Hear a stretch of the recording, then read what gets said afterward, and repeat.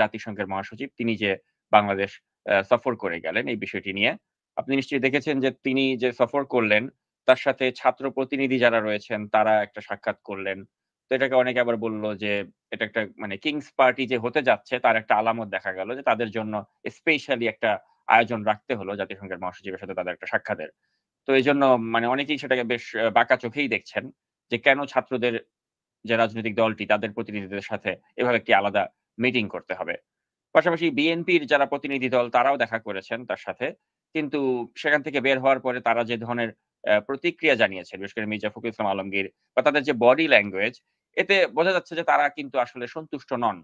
কারণ তারা বুঝতে পারছেন যে জাতিসংঘ মহাসচিব বা তাদেরকে যে ধরনের বার্তা দেয়া হচ্ছে বা সংস্কারের ইস্যুকে সামনে নিয়ে যে ধরনের একটা পারসেপশন ক্রিয়েট করার চেষ্টা করা হচ্ছে, তাতে মনে হচ্ছে যে আসলে সহসা নির্বাচন দেয়ার মতো কোনো পরিকল্পনা এই সরকারের নেই। তো সবকিছু মিলিয়ে আসলে পরিস্থিতি কিন্তু এখনো একটা মানে ঘোলাটে অবস্থায় রয়ে গিয়েছে এবং সেরকম একটি ঘোলাটে অবস্থায় জাতিসংঘ মহাসচিব তিনি বাংলাদেশে সফর করে তিনি গেলেন। তো আপনার কাছে আমি জানতে চাই যে আসলে এই সফরের গুরুত্ব বা তাৎপর্য আপনি কিভাবে দেখছেন? আর এর থেকে আসলে আমাদের আউটকাম কি? বা বিএনপির যারা প্রতিনিধি দল তারা যে বের হলেন কিন্তু তাদের বডি ল্যাঙ্গুয়েজ বা কথাবার্তায় অতটা আশাবাদী মনে হচ্ছে না। এসব কিছু আপনি কিভাবে দেখছেন? ধন্যবাদ নাগরিক টেলিভিশন এবং সেই সাথে আপনাকেও ধন্যবাদ জানাচ্ছি। পাশাপাশি যারা আমাদের আজকে এই আলোচনা শুনছে, দর্শকদেরকে ধন্যবাদ জানিয়ে আপনার প্রশ্নে চলে যাচ্ছি আমি সরাসরি। আসলে প্রশ্নটি আপনার মানে খুব ২-৩ টি দিক প্রশ্নটি ব্যাখ্যা করে। একটি হচ্ছে জাতিসংঘের মহাসচিবের বাংলাদেশ সফরের তাৎপর্য এবং সেই সাথে হচ্ছে তার তাৎপর্যের পাশাপাশি অন্যান্য অপরাপর যে সকল রাজনৈতিক দলগুলো রয়েছে তাদের দৃষ্টিতে তার এটার সফলতা বা বিফলতা এটা কি হতে পারে। শুনুন, প্রথমেই বলে নেই যে অবশ্যই একটা তাৎপর্যপূর্ণ একটি সফর। কারণ যে ব্যক্তিটি এসেছে সেই ব্যক্তিটি তো সাধারণ মানুষ না। উনি জাতিসংঘের মহাসচিব। বলতে পারেন বিশ্বের একটি বড় যে সংস্থা, যে সংস্থাটি হ্যাঁ, হতে পারে আপনাদের এ নিয়ে প্রশ্ন থাকতে পারে কতটুকু কার্যকর, জাতিসংঘ কতটুকু শক্ত অবস্থানে আছে কিংবা জাতিসংঘর এই অতীত ইতিহাস কি বলে, তারা কতটুকু কার্যকর করতে পেরেছে, তাদের এক্সিকিউটিভ ক্ষমতা কতটুকু, সব বিষয় থাকলেও জাতিসংঘ United Nations is an United Nations. অতএব সেখানে যার সফরটি যিনি এসেছেন এই যে অ্যান্টনি গুতেরেস উনি একাধারে কিন্তু এই ব্যক্তিটি একজন বিশাল রাজনীতিবিদ কিন্তু। এমন না যে এই ব্যক্তিটি শুধুমাত্র জাতিসংঘের মহাসচিব হিসেবে পরিচিত। উনি পর্তুগিজের প্রধানমন্ত্রী ছিলেন ২ বার। উনি ২ বার প্রধানমন্ত্রী থাকার পরে হয়তো উনি পদত্যাগ করেছেন যখন ২য় বার যখন প্রধানমন্ত্রী হয় এবং সেই সাথে উনি এমন বর্ষিয়ান রাজনীতিবিদ, উনি সোশ্যালিস্ট পার্টির সেটার প্রধান ছিলেন, পার্টির প্রধান ছিলেন। উনি একাধারে একজন কূটনীতিক ছিলেন। কারণ উনি দীর্ঘ ১০ বছরের বেশি ২০১৫ সাল পর্যন্ত মনে হয় উনি হাই কমিশনার ছিলেন, জাতিসংঘের হাই কমিশনার ছিলেন, শরণার্থী বিষয়ক হাই কমিশনার। মানে সব মিলিয়ে কিন্তু একজন বর্ণাঢ্য মানুষ বাংলাদেশে এসেছে। এখন এটা বলতে পারেন যে উনি শিক্ষকতা করেছেন, উনি পেশায় কূটনীতিক ছিলেন, রাজনীতিবিদ ছিলেন, এখন জাতিসংঘের মহাসচিব। এটা উনার আসার কারণে আমাদের তাৎপর্য, আমাদের মানসিক অবস্থানটা কি? আমরা প্রথমেই একজন সাধারণ নাগরিক হিসেবে আমি খুশি যে জাতিসংঘের মহাসচিব আমাদের দেশে এসেছেন। এখন আপনি বিশ্লেষণ করতে পারেন, অনেকের বিশ্লেষণ যারা বুঝি, যে এখন এই বিশ্লেষণটা কাকে বেশি উচ্চতায় এনেছে? ধরেন যদি বিশ্লেষণটা নিয়ে আসি এদিকেই, কোন রাজনৈতিক দলগুলোকে উচ্চতায় এনেছে কিনা? আপনি যেমন একটি নতুন পার্টির কথা বলেছেন, ছাত্রদের গড়া যে পার্টিটি, তাদের এনেছে? না স্বয়ং ডক্টর ইউনূসকেই উচ্চতায় এনেছে অনেক?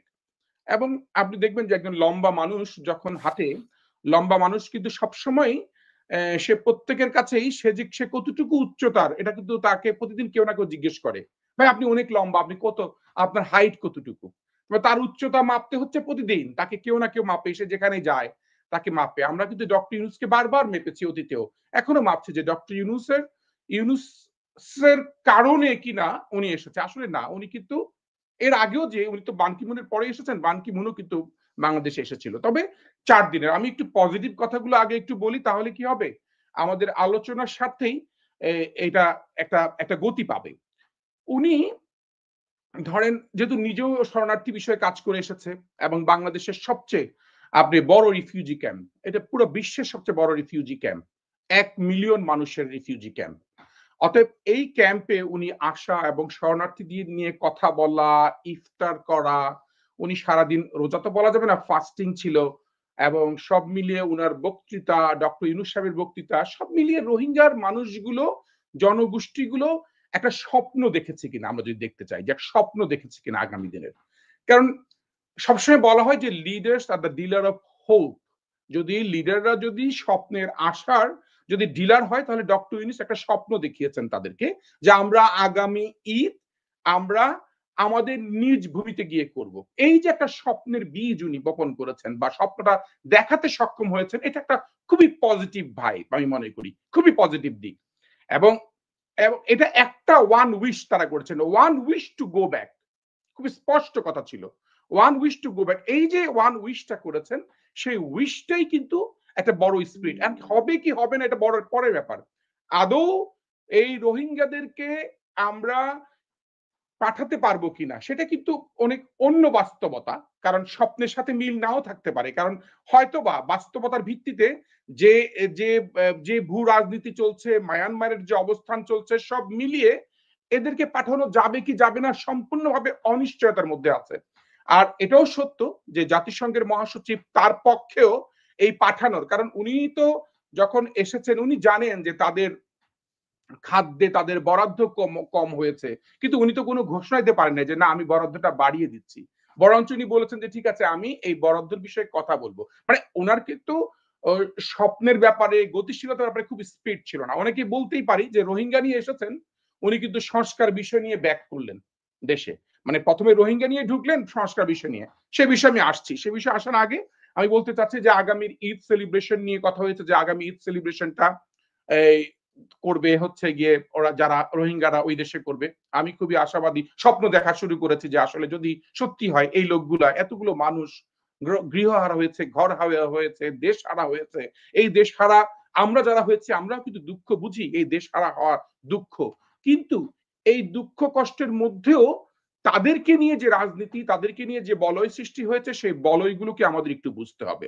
এবং তাদের বলয় নিয়ে কিন্তু গত ফ্যাসিস্ট সরকার অনেক রাজনীতি করেছে, অনেক ইমোশনাল ব্ল্যাকমেইল করেছে মানুষদেরকে, অনেক মিথ্যা নাটক করেছে, অনেক স্বপ্ন দেখেছে। শেখ হাসিনা নোবেল পাওয়ার পর্যন্ত স্বপ্ন দেখেছিল যে হ্যাঁ, তার বোন যখন বলেছে তুমি 16 কোটি মানুষকে খাওয়াও, খাওয়াতে পারো, এই বুঝি 10 লক্ষ মানুষকে খাওয়াতে পারবা না, মনে তার বাপের টাকা এনে খাওয়াচ্ছে। এই যে নাটকগুলো তারা করেছে সবগুলো কিন্তু এই লোকগুলোকে, এই রোহিঙ্গাদেরকে নিয়েই কিন্তু করেছে। এবং আমরা কিন্তু এই ধরনের নাটকের যাতে অবতারণা না হয়, যাতে সঠিক সলিউশনের পথে আমরা যেতে পারি কিনা সে বিষয় নিয়ে আমরা আরেকদিন ডিসকাশন করব। তবে আজকে তার যেহেতু তাৎপর্যের বিষয়ে আমরা কথা বলছি, আমরা মনে করি এইটা, এই সফরটা বিশ্ব দরবারে একটা আলোচনার বিষয় হয়ে দাঁড়াবে। হ্যাঁ, এটা এমন না যে এই মহাসচিব উনি কিন্তু প্রত্যেক রোজায় বিভিন্ন দেশে যারা সংকটের মধ্যে রয়েছে, যে সকল মুসলিম দেশগুলো, মুসলমানগুলো, সে সকল জায়গায় কিন্তু উনি রোজা রোজা সময় ইফতার করেন। এটা কিন্তু তার অতীতীয় ট্রেডিশন রয়েছে। এমন না যে প্রথম ডক্টর ইউনূস সাহেবকে দেখেই উনি করছেন, বা ডক্টর ইউনূস সাহেবকে দেখেই উনি অনেক পরিকল্পনার দিকে নিয়ে এসছেন, তা না। ওইটা তাদের এই কাজগুলো তারা অব্যাহত রেখেছেন। এখন প্রশ্ন হচ্ছে ডক্টর ইউনূস অবশ্যই এই সফরটা ডক্টর ইউনূসের জন্য সবচেয়ে বেশি লাভজনক জায়গায় এনেছে। আপনাকে এটা ভাবতেই হবে। কারণ আমরা জানি, আপনার মনে আছে কিনা, ডক্টর ইউনূস সাহেব কিন্তু, আমরা যে বারবার বলি হাইট মাপতে, আবার হাইট মাপতে চাই উনার, যে উনি কিন্তু 2011 সালেও কিন্তু উনাকে জাতিসংঘের মহাসচিব নিয়ে আলোচনা হচ্ছিল ডক্টর ইউনূস সাহেবকে নিয়ে। আপনার নিশ্চয়ই মনে আছে। জি। ডক্টর ইউনূস সাহেবকে নিয়ে একবার আলোচনা হচ্ছিল যে তাকে জাতিসংঘের মহাসচিব। কিন্তু উনি নিজে থেকেই, এবং উনার ইউএস অ্যাডমিনিস্ট্রেশন থেকে শুরু করে বিভিন্ন জায়গায় আলোচনাটা এমন জায়গায় যে উনি যদি সিরিয়াসলি চাইতো এই জায়গাটা হতে পারত। আপনি দেখেন যে পর্তুগিজের যে রাজনীতিবিদ, উনি কিন্তু দেখেন উনি বাম ঘরানার লোক, সমাজতান্ত্রিক রাজনীতি করে আসছে, তারপরেও কিন্তু উনি এই যে নিরাপত্তা পরিষদের 15টি ভোটের মধ্যে 13টি ভোট পেয়েছে। তার মানে এখানেও উনি প্রচুর ভোট পেয়ে নির্বাচিত হয়েছেন এই জাতিসংঘের মহাসচিব। ডক্টর ইউনূসের কথা এই জন্যই বলছি যে ডক্টর ইউনূসের সম্পর্কের জায়গাটা তো অনেক অনেক অনেক ভালো, এতে কোনো ভুল নাই। কিন্তু যখন উনি বাংলাদেশের প্রধানের দায়িত্বটা নিল, এবং উনার এই দায়িত্বটা নেয়ার পরে উনার অবস্থানটা পোট্রে করা আম জনতা সহ সমগ্র জনতার মাঝে, এইটা কিন্তু অনেক গুরুত্বপূর্ণ বহন করে। আমি এটাকে পজিটিভলি দেখি। ও যখন এই আমার দেশের একজন মানুষ সম্পর্কে, আমি হয়তো অনেক সমালোচনা ডক্টর ইউনূসের করি মিডিয়াতে এসে, আমার দেশে যখন কথা বলি করি, কিন্তু বিশ্বের বাইরের দরবারে যখন কথা বলি আমি ডক্টর ইউনূসকে নিয়ে গর্ববোধ করি, নিঃসন্দেহে গর্ববোধ করি যে হ্যাঁ, ডক্টর ইউনূস আমার দেশের একটা বড় কৃতি সন্তান। এবং এই এই জাতিসংঘের মহাসচিবের সফরটি উনাকে যে জায়গায় নিয়ে গেছে, সেই জায়গাটা হচ্ছে যে উনি জাতিসংঘকে কোনো না কোনো ভাবে বাংলাদেশের রাজনৈতিক কনটেক্সটে উনি ব্যবহার করার একটি প্রক্রিয়া তৈরি করতে চাচ্ছেন। মানে এখন এবার চলে আসে আমি মূল আলোচনায়। তাহলে প্রক্রিয়াটা কি? আপনি যেমন বললেন বিএনপির মহাসচিবরা ঘুরে এসেছে দল, আসলে একটা গোল টেবিল হয়েছিল। গোল টেবিল বৈঠকটায় জাতিসংঘই ওটা উদ্যোগ নিয়েছে, কিন্তু এটা মনে হচ্ছে যেন পরোক্ষভাবেই সরকার এই বিষয়টার সার্বিক ফ্যাসিলিটেট করেছে। যদিও জাতিসংঘের উদ্যোগ বলা হচ্ছে, সেখানে সব দলকে ডাকা হয়নি, অনেক দলকে বাদও দেয়া হয়েছে। অনিবন্ধিত দল ডাকে নাই বললেই চলে, কিন্তু এই যারা তো এই নতুন ছাত্রদের দলটাতে অনিবন্ধিত তারা এসেছে। এখন এই যে গোল টেবিল বৈঠকটাতে আলোচনার জায়গাটা কিন্তু নিয়ে আসার চেষ্টা করা হয়েছিল সংস্কার নির্বাচন। এখন যদিও ছাত্ররা সংস্কার এবং বিচার দুটি বিষয়কে আগে নিয়ে আসতে চায়, আর এখনকার বাস্তবতা হচ্ছে সংস্কার এবং নির্বাচন।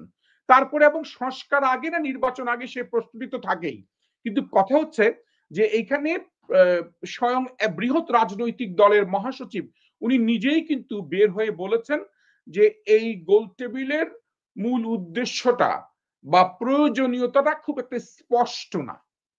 মানে খুব স্পষ্ট উনি বুঝতে পারেন নাই যে আসলে এটার মূল লক্ষ্যটা কি। কারণ আজকে দেখেন জাতিসংঘের মহাসচিব এসেছে রোহিঙ্গা ইস্যু নিয়ে কথা বলতে, যদিও জাতিসংঘ তারা দাবি না শুধু, তারা নিশ্চয়ই ভূমিকাও রেখেছে। আমরা কয়েকদিন আগেও যেটা ভলকার তুর্কির থেকে শুনেছি যে সেনাবাহিনীকে চাপ প্রয়োগের মাধ্যমে এই সরকারকে, তার মানে যদি জাতিসংঘ ফ্যাসিস্ট সরকার বিদায়ের ক্ষেত্রেও যেমন ভূমিকা রেখেছে প্রত্যক্ষ হোক পরোক্ষ হোক, ঠিক তদ্রুপ আগামী দিনের সংস্কার এবং নির্বাচনে জাতিসংঘকে কিভাবে অন্তর্ভুক্ত করা যায় সেটির একটি প্রক্রিয়া চলছে। এখন এটি নিয়ে অনেক আলোচনা এবং সমালোচনা থাকতে পারে মাঠে। যদি আপনি আমাকেই প্রশ্ন করেন যে জাতিসংঘ নিয়ে যদি হয়, আমরা তো অনেকবার, আমরা অতীতীয় ফ্যাসিস্ট আমলেও কিন্তু জাতিসংঘের তত্ত্বাবধানে নির্বাচন চেয়েছি, আমরাই তো চেয়েছি কয়েক দফায় যে জাতিসংঘর, কিন্তু সেটা হচ্ছিল না কেন? জাতিসংঘের তত্ত্বাবধানে নির্বাচন চাইতে হলে সরকারের পক্ষ থেকে আবেদনটি করতে হয়, সরকারের পক্ষ থেকেই যেতে হবে। কিন্তু সরকার ছিল কে? সরকার নিজেই তো ফ্যাসিস্ট। হ্যাঁ, বেড়া যেখানে ঘাস খেয়ে ফেলছে তখন সেখানে তো সেই বেড়ার কোনো দাম নাই, অতএব সেখানে সরকার তো করবে না। অতএব এখন কিন্তু আমার কাছে কেন মনে হচ্ছে, আমি একটু আগাম বলে দিচ্ছি, যে আগামী নির্বাচনের ক্ষেত্রেও জাতিসংঘের তত্ত্বাবধান চাওয়ার একটি প্রক্রিয়া কিন্তু ডক্টর ইউনূস সাহেব করতে পারেন বা করবেনও। তাহলে কি হবে? জাতিসংঘের তত্ত্বাবধানে একটি নির্বাচন যদি হয়, নির্বাচনটি, আর সমগ্র জনগণই কিন্তু চায় নির্বাচন সঠিক সুষ্ঠু হয়।